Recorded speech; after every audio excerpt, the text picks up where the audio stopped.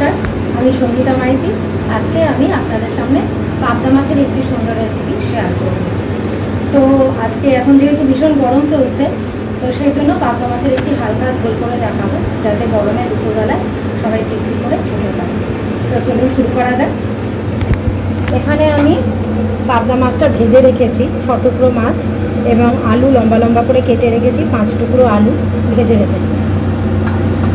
আর আমার এখানে রয়েছে টমেটো, একটা মিডিয়াম সাইজ টমেটো, এখানে রয়েছে বেগুন, আর এখানে 2টো কাঁচা লঙ্কা আর তেজপাতা, এখানে আদা বাটা।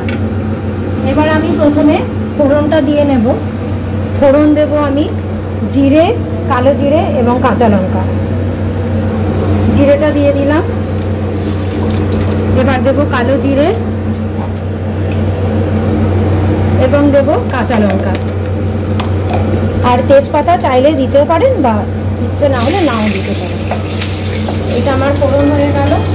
এবার ফোড়ন দিয়ে আমি এই বেগুন, টমেটো, আদা, জিরে গুঁড়ো এবং সঙ্গে একটু কাশ্মীরি মির্চও দিয়ে দেবো। সমস্ত উপকরণ একসাথে আমি কড়াতে দিয়ে ভালো মতো এগুলোকে একটু ভেজে নেব। জিরে বাটাটাও দিয়ে দিলাম, 1 চামচ জিরে বাটা এবং 1 চামচ আদা বাটা। আমি আদা বাটা 1 চামচ, জিরে গুঁড়ো 1 চামচ, টমেটো, বেগুন সমস্ত কিছু মশলাটা ভালো করে নেড়ে চেড়ে একটুখানি ভাজা ভাজা করে নেব। হ্যাঁ, 2-3 মিনিট জাস্ট একটু ঢেকে দেবো, আর গ্যাসটা একটুখানি স্লাইড বাড়িয়ে দেবো।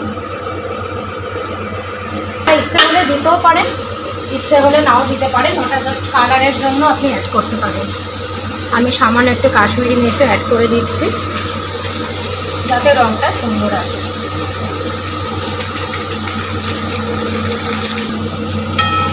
দেখুন বন্ধুরা, আমার এখানে মশলাটা অনেকটা কষা হয়ে এসছে।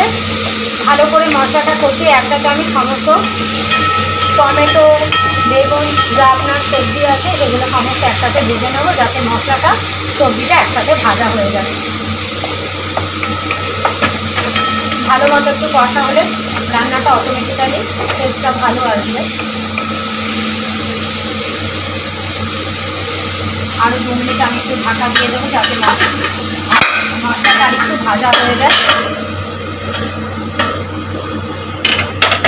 গ্যাসটা এবার আমি আবার ঢাকনাটা তুললাম, আরও 2 মিনিট। দেখুন এবার একদম পুরো কষা হয়ে গেছে মশলাটা আমার। দেখুন একদম তেল ছেড়ে দিয়েছে, মশলাটা দিয়ে তেল বেরিয়ে এসছে। বেগুনগুলো আপনারা একটু ভেঙেও দিতে পারেন, আবার নাহলে গোটাও রাখতে পারেন, যেমন ইচ্ছে। মশলাটা পুরো আমার তেল ছেড়ে দিয়েছে, একদম ভাজা হয়ে গেছে, দেখিয়ে দিয়েছে আপনারা। এবার আমি এর মধ্যে একটু জল দেব।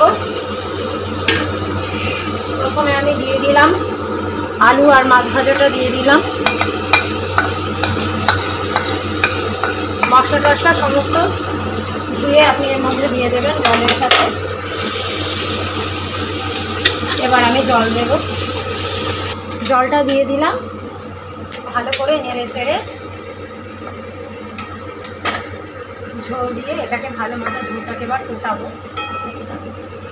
আপনারা একটু ঝোল খেতে চাইলে ঝোল রাখবেন, যেহেতু গরমের দিনে একটু মাছের ঝোলটা দিয়ে ভালো লাগে খেতে, সেই জন্য আমি একটু ঝোলই রেখেছি। ঠিক ঝোলটা ভালো মতো ফুটলে সামান্য একটু যখন ঝোলটা শুকিয়ে আসবে, রান্নার তেলটা যখন ভেসে উঠবে না ঝোলের উপরে, তখন বুঝবেন রান্নাটা আমাদের কমপ্লিট হয়ে এসছে।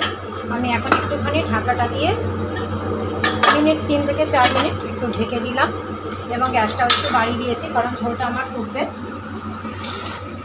এবার বন্ধুরা 2 থেকে 3 মিনিট ওভার হয়ে গেছে এবং দেখুন আমার ঝোলটাও খুব সুন্দর ফুটে গেছে। এবার এটা একটু নুন মিষ্টি দেখে নেবেন। মিষ্টি তো মাছের ঝোলে নিশ্চয়ই দরকার হবে না। একটু নুনটা চেখে নিয়ে আর একটু যদি শুকনো মনে করেন তাহলে শুকনো নামাবেন, নাহলে এরকম ঝোল অবস্থায় নামিয়ে দিতে পারেন। এবার এটা আর একটুখানি ফুটলে আমি গ্যাসটা অফ করব। মাছের ঝোলটা আমার একদমই রেডি হয়ে গেছে। এবার দেখে নিন এবার দেখুন বন্ধুরা, আমার ঝোলটা একদম ফাইনালি রেডি। আমি এই অবস্থায় বন্ধ করে নেব, কারণ ঝোলটা যখন আমার ঠান্ডা হয়ে আসবে তখন অলরেডি খানিকটা শুকিয়ে যাবে আপনা আপনি। সুতরাং এই অবস্থায় আমি গ্যাসটা এখন অফ করে দিচ্ছি। আমার রান্নাটা একেবারে রেডি। আপনারা এইভাবে ট্রাই করে দেখবেন কীরকম রান্নাটা হয়েছে, এবং অবশ্যই আমাকে শেয়ার, কমেন্ট এবং সাবস্ক্রাইব করবেন। আজকের দিনের জন্য নমস্কার।